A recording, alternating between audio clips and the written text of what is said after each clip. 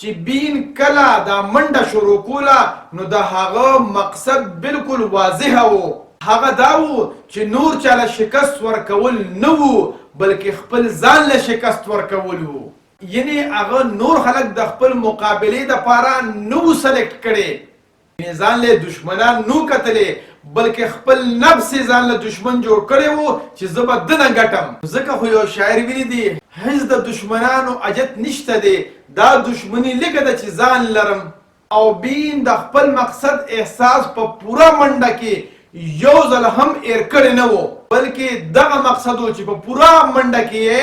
بین ته دا همت ورکړی و چې ونه درېږي او خپله منډه جاري وساتي. او د بار بار راپرېوتو باوجود به هم بین پاسېده او مخکې به یې منډه واله. یعنې د هغه مقصد په هغه کې داسې یو قوت پیدا کړی و چې هغه یې کېناستو او غورځېدو ته نه پرېښوده. اوس کو تاسو غور وکړئ نو مونږ او تاسو خپلې ادارې او بزنس څنګه چلو؟ د خدای دپاره پښتنو سانونه وپېژنئ،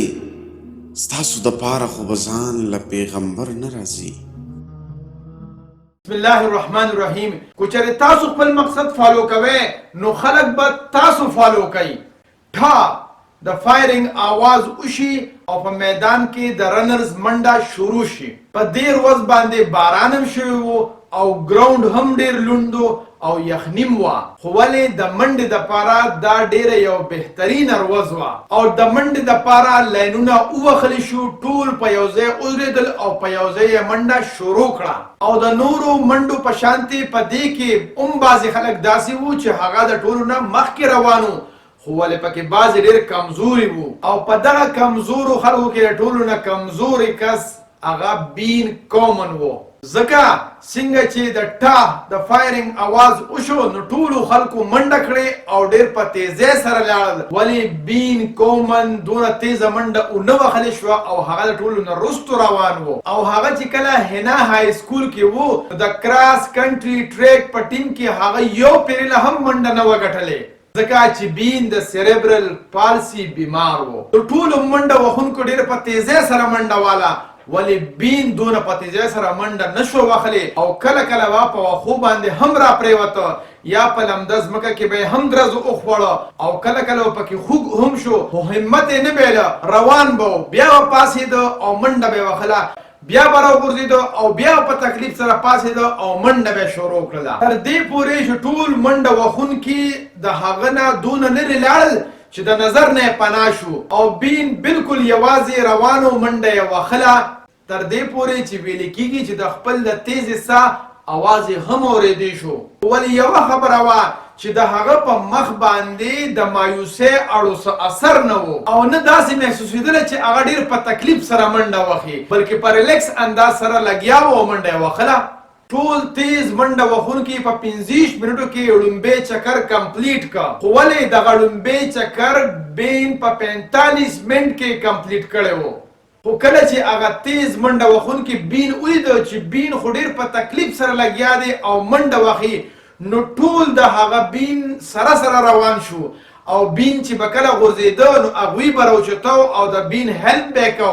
بین به د خپل انداز کې منډه وهله، مخکې به روانو او هغوی به په بین پسې وو، حالانکې هغوی د بین نه تیزه منډه وهلې شوه، خو ولې په دویم چکر کې هغوی د بین نه مخکې نه تلل. نو د بین د قصې موږ ته ډېر زیات سبقونه راکړل او موږ یې ډېر زیات انسپایر کړو، او هغه دا چې بین واحد داسې رنر و په دې ټولو کې چې کله به وغورځېدو نو نورو به راوچتاو،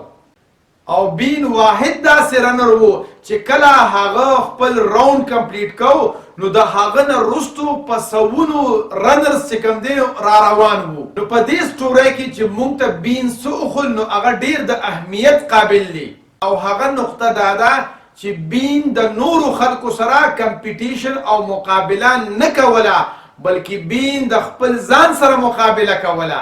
دقه یو فرق و چې ټولو تیزه منډه وهونکي د بین نه رستو شو او بین به چې کله غورځېده نو هغه به یې راوچوته او تر هغه وخته پورې د بین نه مخکې نه تلل چې بین فینیشنګ لاین ته رسېدلی نه و.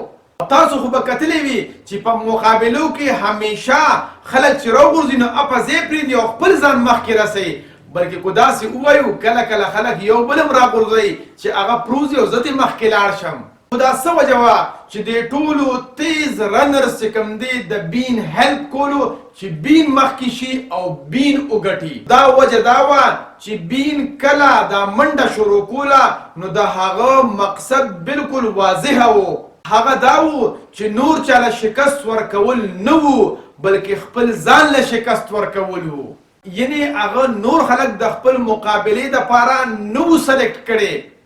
ځان له دشمنان نو کتلې بلکې خپل نفس ځان له دشمن جوړ کړی و چې زه به دنه ګټم. ځکه خو یو شاعر ویلي دی هیڅ د دشمنانو اجت نشته دی، دا دشمني لږه ده چې ځان لرم. او بین د خپل مقصد احساس په پوره منډه کې یو ځل هم ایر کړی نه و بلکې دغه مقصد و چې په پوره منډه کې بین ته دا همت ورکړی و چې ونه درېږي او خپله منډه جاري وساتي. او د بار بار راپرېوتو باوجود به هم بین پاسېده او مخکې به یې منډه واله. یعنې د هغه مقصد په هغه کې داسې یو قوت پیدا کړی و چې هغه یې کېناستو او غورځېدو ته نه پرېښوده. اوس کو تاسو غور وکړئ نو مونږ او تاسو خپلې ادارې او بزنس څنګه چلو؟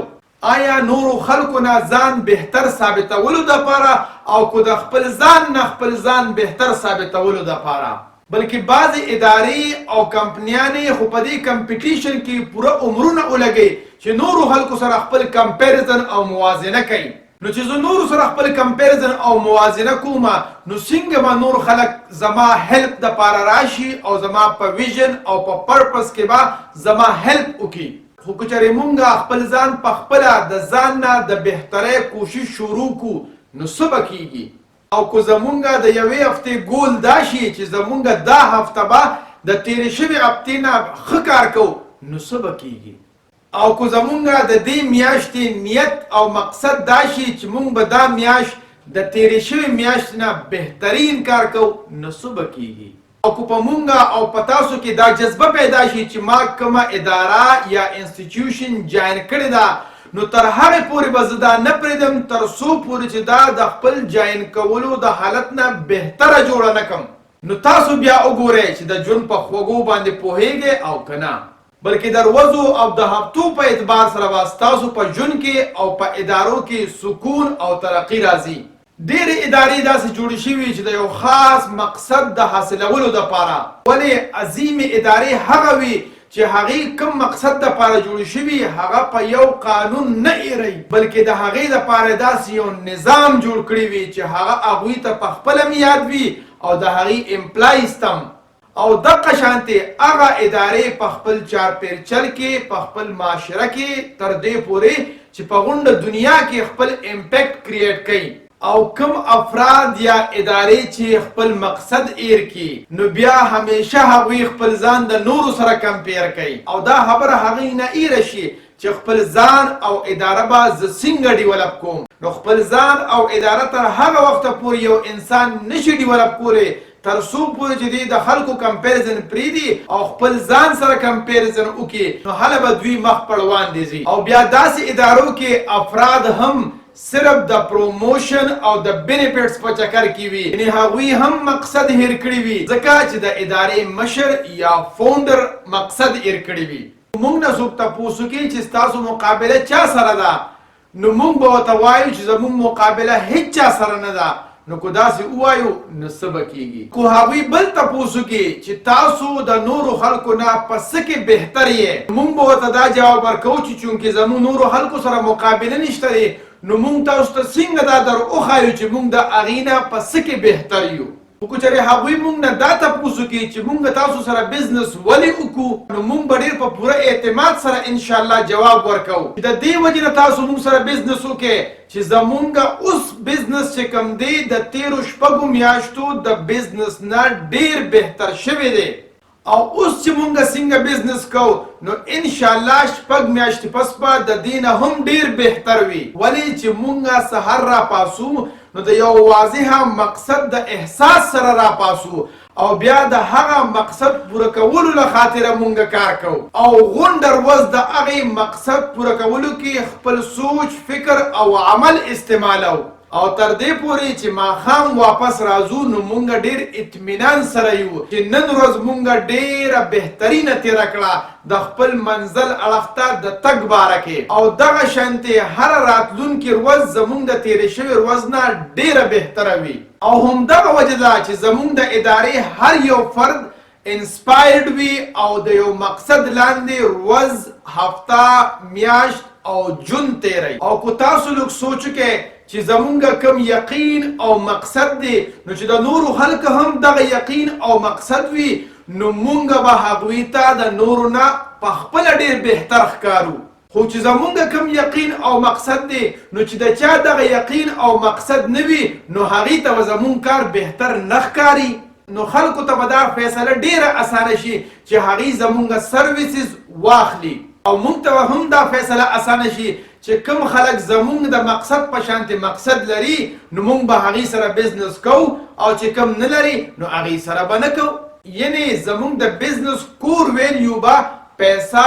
شهرت او مراعات نه وي بلکې مقصد پوره کېدل به وي او همدغه شانتې کوم خلک چې زمونږ غوندې مقصد او یقین لري نو هغوی به مونږ سره په خوشحالۍ باندې کار کوي نه چې د غټو غټو تنخواګانو او د مراعاتو په بدله کې او همدغه شانتې مونږ به ټول په شریکه په دې خپله اداره کې په خپله معاشره کې او په دې خپل ملک وطن کې انشاءالله پازیټیو چینج راولو او دا یوه خبره ډېره د غور قابله ده کم خلک هم چې اداره یا کمپنی اسټبلیش کوي او د هغې مقصد واضحه وي نو په هغې باندې به د خلکو اعتماد هم زیات وي او هغې سره چې کم خلک کار کوونکي وي نو په هغې کې به سینسیریټي او اخلاص هم زیات وي او همدقه شانتې بیا د بزنس ډیلینګ یا د امپلایمنټ کرنسي او سکبه ټرسټ او لایلټي وي نه چې سفارش او پیسه زما دا خیال دی کو زمونږ د لیډرانو په ذهن کې دا خبره واضحه شوله چې مونږ خپله پارټي د یو خاص مقصد دپاره لیډ کو نو بیا د هغوی فالوورز به د هغوی نه هم انسپایر شي او همدغه رنګې د ټولو لیډرانو مقصد چې کله واضحه شي نو موږ ته به پته ولګي چې آیا د ملک او قوم دپاره دا لیډر څونه کار کوي او تاسو ته به هم پته ولګي خلک د ادارې د کمپنۍ یا د لیډر د سایز او ورک نه انسپایر کیږي بلکې د هغې د مقصد نه انسپایر کیږي بیا دغه ادارې د نورو خلکو د انسپیریشن سورس جوړیږي او چې بیا په دغه اداره کې څوک کار کوي نو هغې ته هم انسپیریشن ملاویږي او دغه شانتې په معاشره کې پازیټیو چینج به راځي د سایمن سینک دا کتاب کوم چې مونږ تاسو ته د ویډیو په شکل کې درو رسولو کو چېرې تاسو دې نه انسپایر شوي یې نو زما به تاسو ته دا ریکویسټ وي چې تاسو ضرور دا خلکو سره شیر کړئ چې هغوی هم انسپایر شي او د هغې په ژوند کې هم پازیټیو چینج راشي تاسو د کتلو یو جهان مننه